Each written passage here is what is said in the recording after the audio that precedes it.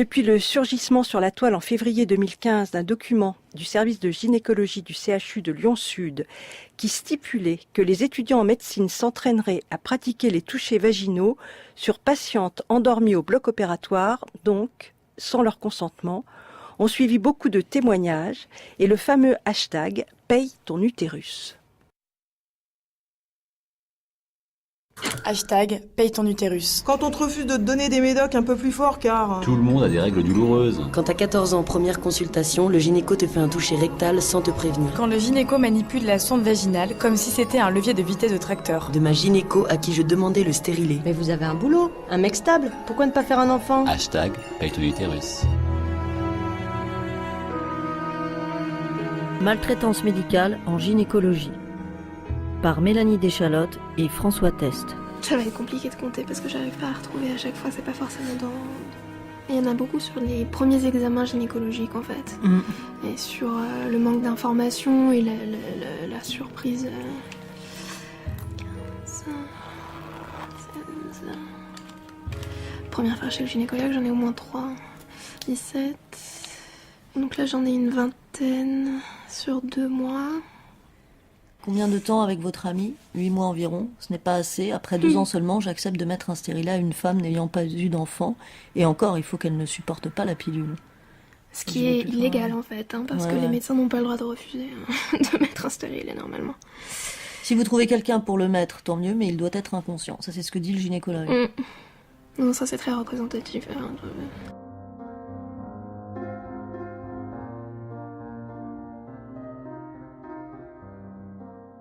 Tout au long de leur vie, les femmes livrent leur corps à des gynécologues pas toujours respectueux et parfois méprisants. En gynécologie et obstétrique, la maltraitance médicale est une réalité que les femmes taisent, car elle reste perçue comme inhérente à la condition féminine. Mais depuis quelque temps, dans la presse, sur Internet, les femmes se sont mises à parler. Paternalisme, sexisme, absence de consentement, mépris de la douleur. En février dernier, Internet révèle le scandale des touchés vaginaux sans consentement sur patientes endormies. L'affaire tombe mal. Déjà en novembre 2014, sur Twitter, des centaines de femmes avaient raconté leur expérience malheureuse, parfois traumatisante, chez un gynécologue. Le hashtag Paye ton utérus a fait le tour des réseaux sociaux. En moins de 140 signes, elles ont dévoilé ces paroles ou ces gestes qui blessent durablement. Face à certains gynécologues moralisateurs, condescendants, voire maltraitants, les femmes payent très cher d'avoir un utérus. Hashtag paye ton utérus. Demander un stérilet et entendre. C'est pas l'Afrique ici, vous pouvez penser à votre pilule, sinon vous couchez pas. Quand j'ai acheté une pilule du lendemain, leçon de morale de la pharmacienne. Quand mon mec l'a acheté, elle l'a félicité. Quand une gynéco te sort. Lesbienne ? Mais vous êtes vierge alors ? Hashtag paye ton utérus. Donc je m'appelle Marianne, j'ai 30 ans, je suis avocate. Et donc je voudrais partager avec vous quelque chose qui m'est arrivé quand j'avais 17 ans et demi, 18 ans. J'avais un problème qui nécessitait d'aller voir une gynéco. Je savais pas trop ce que c'était à l'époque. Donc j'étais un peu inquiète. Et j'avais pas encore de gynéco parce que jusqu'à alors j'avais été que dans des plannings familiaux ou des choses comme ça. Donc j'ai été dans le planning familial de ma ville. Et donc j'ai eu une consultation avec une gynécologue. Et donc à un moment, elle m'a demandé combien j'avais eu de partenaires différents. Et donc j'ai dit 6. Et elle m'a regardée avec un air complètement effaré et ensuite totalement méprisant. Je me suis vraiment sentie espèce de traînée, quoi. Et c'était assez violent parce que je me suis sentie mal immédiatement et j'ai pensé que c'était moi qui faisais quelque chose de mal. Et donc ensuite, donc je lui ai expliqué que je venais parce que j'avais un problème d'irritation, un mal-être qui faisait que j'avais besoin de voir un médecin. Et donc ensuite, on est passé à la partie l'examen à proprement parler. Donc elle m'a fait me déshabiller entièrement, ce qui, sur le coup, me paraissait pas bizarre, mais maintenant je sais qu'on n'est pas, on n'a pas besoin de faire ça de cette manière. Et je suis pas quelqu'un de pudique ni rien, mais après, la fois d'après où j'étais voir entre guillemets une vraie gynécologue dans un cabinet et qu'elle m'a demandé de me déshabiller, et qu'elle a vu que je me déshabillais complètement. Et elle m'a dit mais non, mais gardez votre nanana. Enfin voilà. Et moi j'avais cru que c'était normal en fait. Donc je me déshabille. Ensuite je m'installe sur la table d'examen. Donc elle m'a expliqué ce que j'avais, à savoir une mycose vaginale, un truc. Bon, voilà, c'était quelque chose de pas grave et voilà, de juste un petit peu ennuyeux. Et ensuite, elle a effectué sur moi un frottis, sans m'avoir demandé mon avis ou sans... je savais même pas exactement ce qu'elle avait fait, mais juste qu'elle m'a fait extrêmement mal.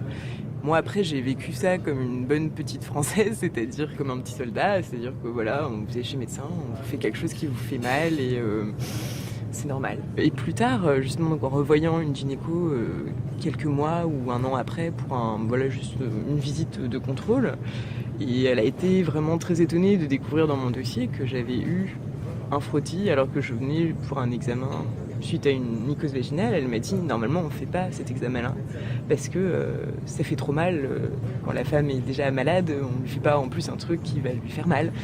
Et c'est là que j'ai réalisé que c'était peut-être pas normal. Et moi je l'ai vécu en me disant elle a pensé que j'étais juste une traînée et elle s'est dit bah voilà, on va lui apprendre la vie et voilà. Pour vous donner la leçon. Oui, c'est ça. Oui.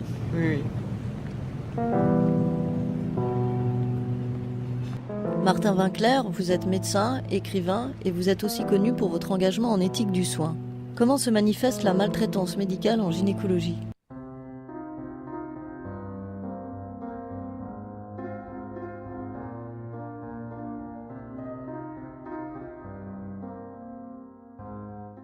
La maltraitance vis-à-vis des femmes se manifeste de la même manière que la maltraitance vis-à-vis des hommes, c'est-à-dire qu'elle commence tout simplement par ce qu'on appelle le paternalisme. Ça consiste d'abord, pour le médecin, à penser qu'il est supérieur à la personne dont il s'occupe, qu'il lui fait une faveur en le recevant, et que c'est à lui de lui dire comment il va mener sa vie.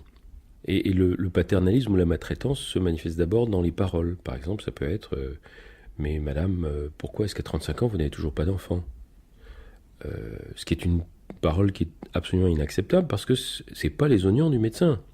C'est une parole violente de porter un jugement sur la vie de quelqu'un à un moment donné. Ça se passe aussi avec les femmes, par exemple, qui décident de ne pas avoir d'enfant du tout et qui veulent se faire stériliser, alors que c'est absolument légal en France.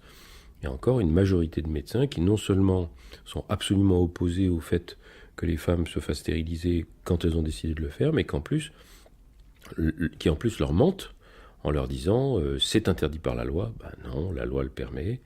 Ou encore si jamais je vous le fais, je vais être poursuivi. Ben non, on ne peut pas être poursuivi pour quelque chose qui est légal et qu'on vous a demandé. Donc la maltraitance se manifeste à la fois par la supériorité affichée, le mépris, l'humiliation, les paroles blessantes et les mensonges. C'est quelque chose qui est très fréquent dans le monde médical français parce que les médecins français sont formés pour penser qu'ils font partie d'une caste, que ce sont des êtres supérieurs, que leurs valeurs morales sont supérieures aux valeurs morales des gens dont ils s'occupent. Et donc ça leur permet, ou ça semble leur donner l'autorisation de dire, encore une fois, aux gens, et en particulier aux femmes, « Madame, ce que vous faites n'est pas bien, ou ce que vous pensez n'est pas bien, ou ce que vous avez décidé n'est pas bien. »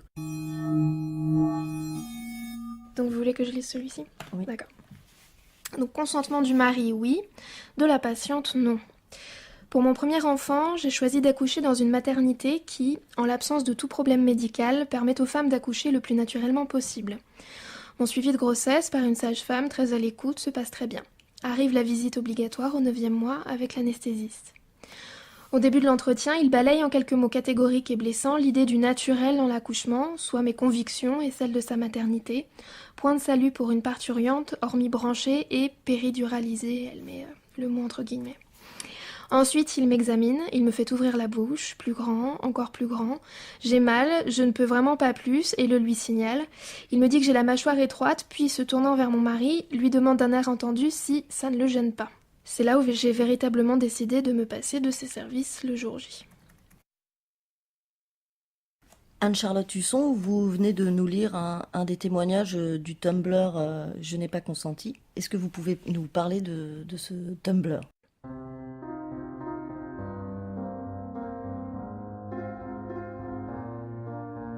Alors, j'ai lancé ce Tumblr en fait en février 2015 suite à la lettre ouverte écrite par 3 femmes, donc Béatrice Camerer, Marie-Hélène Lahaye et puis Clara Debord, sur la question du consentement dans la formation médicale des médecins. Et j'ai trouvé que cette façon de parler du problème par l'angle du consentement était particulièrement pertinente et permettait de comprendre énormément de problèmes dans la relation médicale, et j'ai donc suggéré à Béatrice Camerer d'ouvrir un Tumblr pour récolter des témoignages sur cette question, que j'ai donc ouvert mi-février 2015, et j'ai tout de suite en fait reçu énormément de témoignages, dont la majorité portent sur la gynécologie et l'obstétrique. Il y a 2 sujets qui reviennent énormément. Il y a plusieurs témoignages qui portent sur le premier rendez-vous chez un gynécologue ou une gynécologue et le traumatisme que ça peut représenter pour donc généralement une adolescente qui n'est pas prévenue de ce qui va se passer et qui se trouve confrontée non seulement à un manque d'information, mais à une froideur et à des examens qui peuvent être douloureux. Et plusieurs personnes du coup témoignent là-dessus et parlent de traumatisme, de honte, d'humiliation, etc. Le sujet qui revient énormément en gynécologie obstétrique, c'est la grossesse et surtout l'accouchement. Il y a beaucoup d'accouchements qui parlent de boucherie, d'accouchements sanglants, d'accouchements volés, enfin vraiment des mots très forts de femmes qui, on le sent, des années après ne se sont toujours pas remises de cette expérience-là. Et notamment, parmi les témoignages sur l'accouchement, beaucoup qui portent sur l'épisiotomie. Des épisiotomies non consenties et qui ont été très très mal vécues par la personne. Je suis donc Clara Debord, je suis directrice d'hôpital. J'ai travaillé dans plusieurs endroits dans la santé, notamment en psychiatrie ou en hôpital universitaire. Et je me suis intéressée très tôt aux questions de droits des patients et à la bientraitance ou à la maltraitance à l'hôpital. Et j'ai notamment été chargée de conduire la mission bientraitance à l'hôpital pour Roselyne Bachelot lorsqu'elle était ministre de la Santé. Alors, peut-on dire qu'en gynécologie, il y a beaucoup de maltraitance ? Alors, je dirais que déjà dans la santé, les femmes sont beaucoup plus hospitalisées que les hommes, par exemple. On ne le sait pas trop, mais il y a en gros 7 patients sur 10 à l'hôpital sont des femmes. Donc les femmes sont déjà plus soumises que les hommes à être en situation d'être malade et hospitalisée et donc dans une relation un peu de vulnérabilité parce qu'elles accouchent, parce qu'elles ont des problèmes gynécologiques par exemple. Ensuite, je ne pense pas que les gynécologues soient plus maltraitants que les orthopédistes, sauf que on ne s'adresse pas tout à fait aux mêmes organes et que ces organes n'ont pas le même poids symbolique. Et là, il y a aussi un débat de fond qui est intéressant, de est-ce que le bon soin c'est de banaliser la sphère gynécologique et de considérer que c'est un organe comme un autre, ou est-ce qu'il faut prendre en compte, et je pense que c'est cela qu'il faut faire, la particularité de ces organes-là et la sphère intime de ces organes-là, qui doit donc justifier un tact d'autant plus important.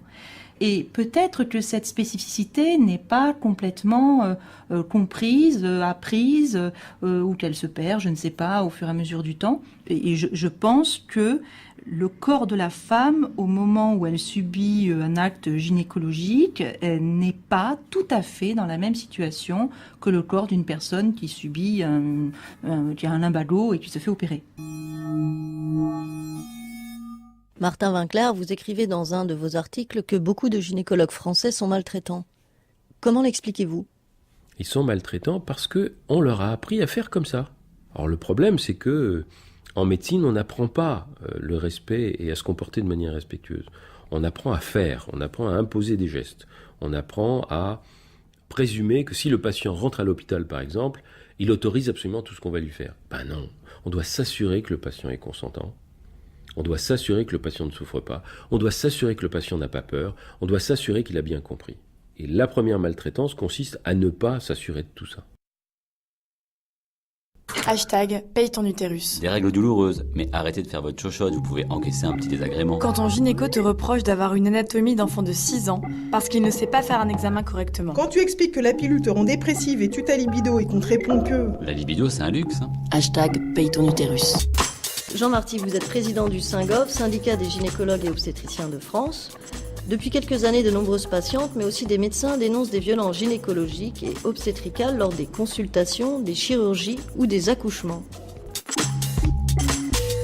La maltraitance vis-à-vis des femmes, pour moi, je tombe des nues. Pour moi, c'est du domaine soit du fantasme, soit effectivement des faits divers, parce qu'il y en a un ou deux qui ont violé, ce qui est l'horreur, mais qui existe dans tous les domaines. Enfin. Mais sinon, je veux dire, la profession ressent avant tout qu'elle a accompagné l'évolution de la société, qui a permis aux femmes de se libérer vis-à-vis de toutes les contraintes, à la fois de la procréation, de la sexualité, et vraiment la maltraitance, et puis du plus profond de moi-même, quoi. C'est pas un truc, on n'a rien à cacher, on a vraiment pas, on a le sentiment que ça ne nous concerne pas, quoi. Quand on parle de maltraitance, ce qui ressort dans la presse et sur Internet, c'est tout un ensemble de propos, de gestes. Donc alors, il y a des propos blessants et sexistes dont se plaignent les femmes. Il y a aussi une non prise en compte de la douleur, une absence d'information, de consentement aussi de la part du patient. L'accouchement, naturellement, c'est quelque chose qui est horriblement douloureux et dont nous faisons en sorte de le réduire. Mais il y a dans l'esprit de la société aujourd'hui une sorte de droit à la disparition de la douleur. Tout simplement, techniquement, il n'est pas possible dans la sécurité de supprimer la totalité des douleurs. Vous avez des femmes qui trouvent, par exemple, que le toucher vaginal est quelque chose qui est affreusement douloureux. D'accord ? Pour la plupart, ce n'est pas le cas. Et donc, ça dépend davantage d'une appréciation individuelle de cet examen qui n'est pas agréable en soi. Mais entre le fait d'être quelque chose d'abominable, comme le décrivent certaines, et le fait d'être quelque chose de banal, je crois que c'est quelque chose qu'il faut faire comprendre. Mais la plupart des femmes, je vous assure, ne posent pas de problème par rapport à ça parce qu'elles comprennent que c'est un passage obligé pour avoir la sécurité qu'elles nous demandent pour arriver à vivre leur vie de femme de façon qui est normale. Par exemple, l'examen gynécologique systématique chez les gynécologues Martin Winkler n'a rien d'obligatoire. Non seulement il n'a rien d'obligatoire, mais en plus, on pense qu'il ne sert à rien, qu'il empêche certaines femmes de consulter parce qu'elles sont sûres qu'elles vont être examinées, elles n'en ont pas envie, alors que 9 fois sur 10, une femme qui est en bonne santé, 99 fois sur 100, on n'a pas besoin de lui faire un examen gynécologique. Elle n'a pas de symptômes. On ne va rien trouver de toute façon. On va juste l'embêter. Alors pourquoi les gynécologues veulent-ils absolument examiner les femmes à partir du moment où elles consultent ? D'abord parce qu'ils sont éduqués dans une optique du faire. Ils n'ont pas appris qu'on peut faire beaucoup en écoutant et en bavardant. La plupart des médecins pensent que leur métier de médecin se définit avant tout par les gestes qu'ils font. Donc ça va être l'examen gynécologique, l'échographie, que sais-je. Or c'est pas vrai. Le métier de médecin, il se définit d'abord par une rencontre, un entretien, une discussion, une mise à plat des questions pour essayer de voir s'il y a un problème, parce que des fois, il n'y a pas de problème. Et puis ensuite, on dit, voilà les moyens qu'on va se donner. Alors les moyens, ça peut être un examen clinique. Est-ce que vous êtes d'accord ? Ça peut être une échographie. Et voilà ce que nous en attendons. Est-ce que vous êtes d'accord ? Etc. C'est une négociation. Le médecin est au service du patient. La plupart des médecins français ne sont pas éduqués pour être au service du patient. Ils sont éduqués pour penser que c'est à eux de décider ce que le patient doit faire.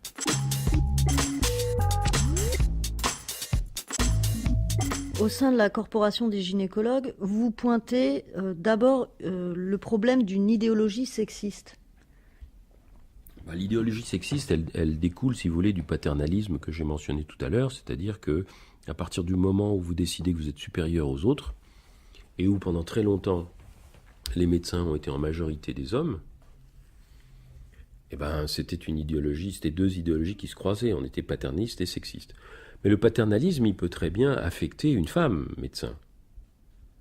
Et ça devient une idéologie sexiste parce que si elle considère que son point de vue de médecin est supérieur au point de vue de la femme en tant que femme, c'est sexiste.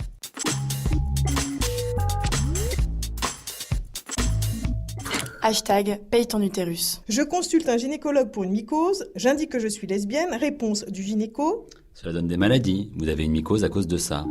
Mais ne vous inquiétez pas, l'homosexualité, ça vous passera. À la visite post-accouchement. Vous étiez plus jolie la dernière fois que je vous ai vu. Vous savez où est votre point G? Je peux vous aider à le trouver? Non merci. Lamentablement véridique. Paye ton utérus. Bonjour, je suis le docteur Elisabeth Paganelli. Je suis secrétaire générale du Saint-Goff et je suis gynéco-médicale à Tours. Entre les dames qui me disent je viens pour un examen gynéco et un frottis et qui finalement sont le jour de leurs règles et qu'elles m'en mettent partout, alors moi j'ai envie de leur dire excusez-moi mais vous pourriez peut-être me dire quelle est les règles parce que là vous en mettez partout et la suivante elle va voir. Vous voyez, il y a du non-respect dans les deux sens, en fait. Moi, j'ai pas l'impression que si la dame, elle veut pas l'examen gynéco, je lui ferai pas. Par contre, c'est vrai que si la dame, elle vient pour demander une pose de stérilet et qu'elle refuse l'examen gynécologique, je suis désolée, je ne lui ferai pas la pose du stérilet, vous voyez. Parce que maintenant, les femmes, elles demandent tout ce qu'elles veulent aussi, c'est marrant. Elles disent, moi, je veux pas du tout de frottis parce que ça va me faire mal. Et d'un autre côté, elles veulent aussi qu'on leur pose un stérilet à 18 ans. En ce moment, la pilule, c'est des hormones, donc il faut leur poser des contraceptifs naturels. On leur dit, la seule contraception naturelle, c'est le stérilet au cuivre.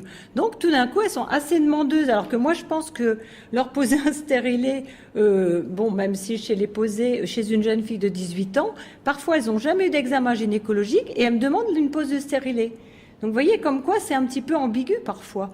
La pose du stérilet, sur les nullipares, la France a été rappelée à l'ordre là-dessus. Si j'ai bien compris. Vous appelez ça rappeler à l'ordre?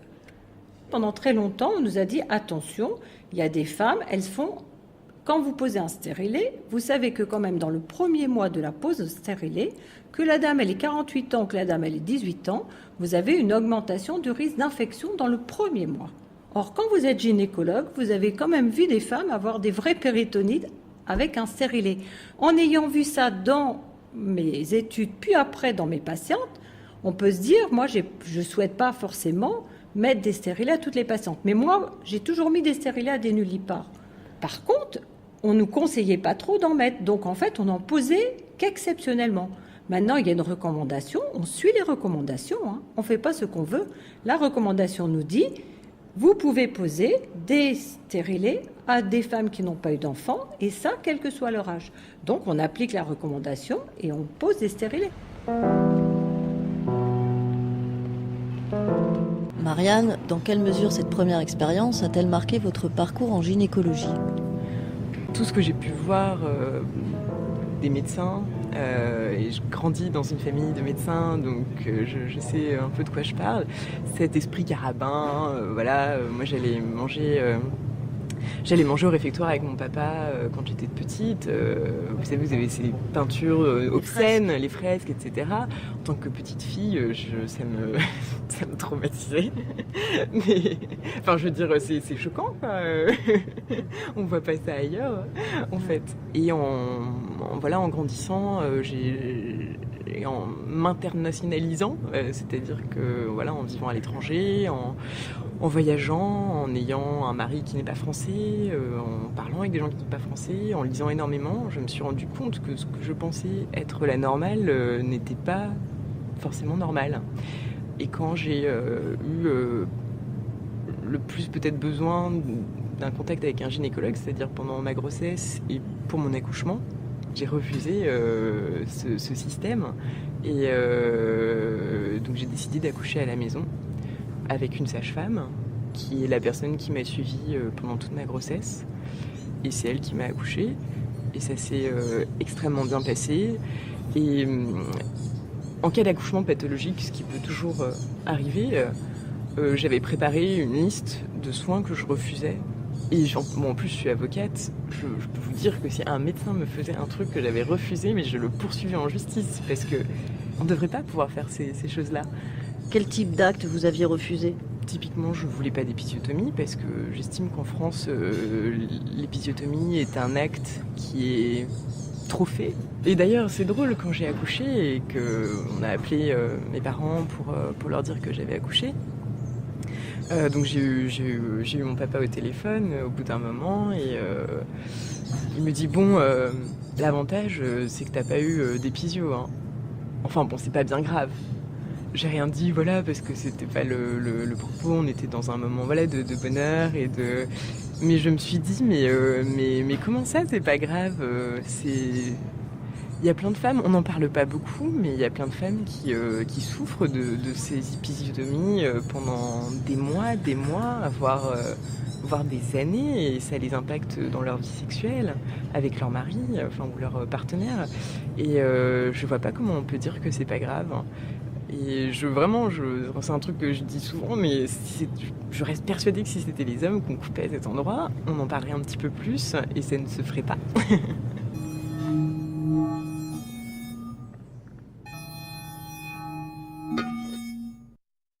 Très longtemps, l'épisiotomie nous a été conseillée. Jean Marty. Parce qu'elle prévenait des complications graves, et on pensait, à tort, que faire une épisiotomie, c'était de faire une incision qui était considérée comme propre, qui pouvait être réparée parfaitement, et au total, on pouvait ramener les patientes dans une situation où pratiquement elles ne voyaient pas de différence avant et après.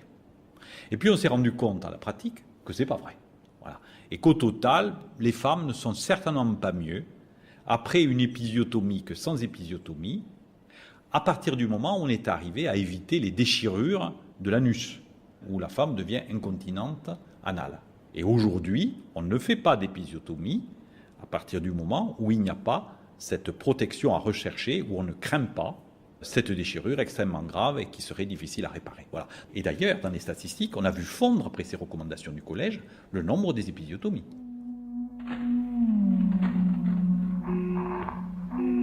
Je voudrais parler avec vous de ce phénomène du point du mari. Est-ce que vous pourriez nous expliquer ce qu'on appelle le point du mari, si cette pratique est avérée, et ce que vous en pensez, vous, en tant que médecin, Martin Winkler? Alors le point du mari, ça consiste après un accouchement au cours duquel on a pratiqué une épisiotomie, c'est-à-dire une incision de la vulve pour permettre la sortie de la tête du bébé plus facilement. Ça consiste à recoudre cette incision, mais à la recoudre un tout petit peu plus serrée, parce qu'évidemment le vagin est un peu dilaté après la dilatation de l'accouchement, et que, entre guillemets, c'est moins agréable pour le mari. Donc on resserre pour que le mari ait l'impression d'avoir un vagin neuf, que sa femme a un vagin neuf. Qu'est-ce que c'est censé faire ? C'est censé améliorer les sensations de l'homme quand il a des rapports sexuels avec sa femme. De l'homme. De l'homme, bien sûr, pas de la femme.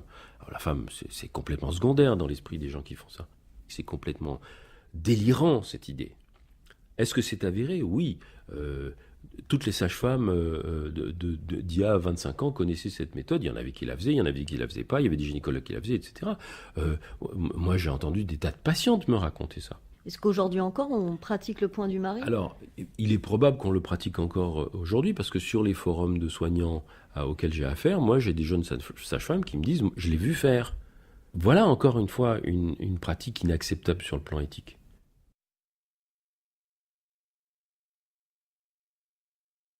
Ceci nous a autant choqués que cela a choqué la population féminine. Jean Marty, président du syndicat des gynécologues et obstétriciens de France. Que l'on puisse penser que la confiance que les femmes portent dans les médecins soit à ce point trahie par les médecins, je veux dire, c'était pour nous une horreur. Et je pense que s'il y a eu un problème de communication, c'est que c'était horreur contre horreur. Voilà. Je veux dire que, mais c'est absolument pour nous, mis à part la perversion dont on ne sait jamais si elle n'existe pas chez quelqu'un, c'était pour nous quelque chose qui était strictement impensable. Nous ne sommes pas là pour nous occuper des maris.